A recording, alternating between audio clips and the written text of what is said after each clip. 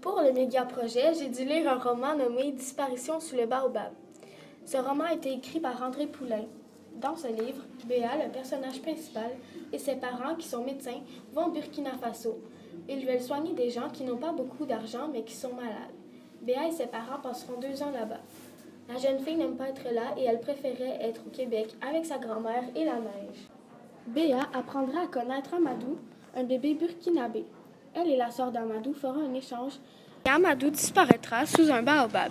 Finalement, Béa deviendra amie avec la sœur d'Amadou, Kadi, et Béa aura une leçon.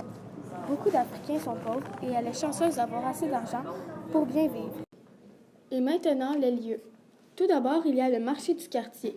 C'est là que Kadi, une jeune Africaine, vend ses arachides. C'est aussi là que Kadi prête son frère à Béa pour une demi-journée. Il y a aussi sous le baobab. C'est dans cet endroit que le bébé Amadou se fait prendre par le jardinier.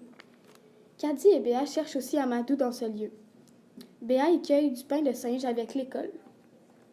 Il y a aussi le Burkina Faso. C'est le pays où se déroule l'histoire en général. Béa est le personnage principal et elle les personnes de ce pays puisqu'ils n'ont pas beaucoup d'argent. Et maintenant, les éléments culturels. Tout d'abord, il y a les mangues. C'est un fruit qui pousse dans un manguier, un arbre originaire des forêts. Plusieurs variétés de mangues existent et elles peuvent être séchées. J'en fais mention car dans le roman, Kadi et Béa en mangent. Les geckos, ce sont des petits lézards qui détiennent des coussins sous leurs pattes. Ils peuvent vivre de 13 à 15 ans et se nourrissent d'insectes et de fruits. J'en fais mention car dans le roman, Béa peut en observer un avec son ami Kadi. Il y a aussi les papayes. C'est un fruit à la forme d'une sphère qui pèse généralement moins de 500 grammes. Dans le roman, le jardinier en fait pousser. Il y a aussi le paludisme. C'est une maladie potentiellement mortelle. Elle est transmise à l'homme par des moustiques infectés. Dans le roman, la cousine de Kadi a cette maladie.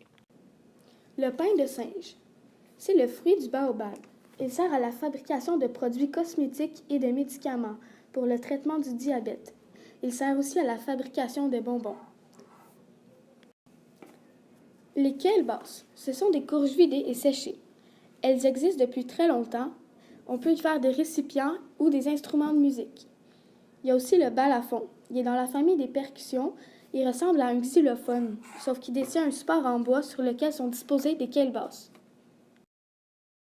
Durant ma lecture, j'ai appris que les gens n'avaient pas beaucoup accès aux soins médicaux à cause qu'ils sont généralement pauvres et j'ai trouvé ça triste.